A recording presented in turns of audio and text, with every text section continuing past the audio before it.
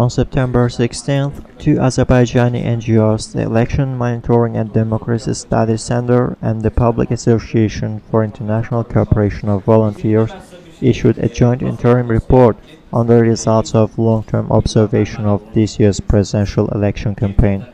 The study covers the start of the election campaign, nomination and approval of candidates, collecting signatures of support, registration of candidates, as well as the activities of election commissions at all levels.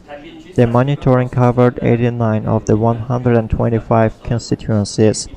As the Executive Secretary of EMDSC Bashir Suleymanli said, compared to the previous elections in this year's campaign, less pressure was observed on citizens in the course of collecting signatures, but administrative resources are still used in support of President Ilham Aliyev. There was an active campaign to collect signatures in support of Cemil Hasanli, Ilgar Mehmedov, Iqbal Agazada Ali Aliyev, Araston Oruçlu, and Gudrat Hasanguliyev. In favor of Ilham Aliyev, signatures were collected in state-funded organizations, noted Suleymanli. Suleymanli added that in the regions of the country there were cases of collecting identity cards of secondary school employees and handing them to the regional executive authorities. Heads of village administration and municipalities were involved in this process.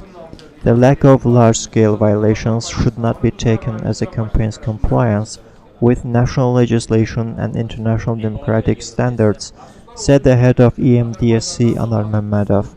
Over the last 5 years, the period of election campaign has been reduced from 120 to 60 days, which has created difficulties for candidates.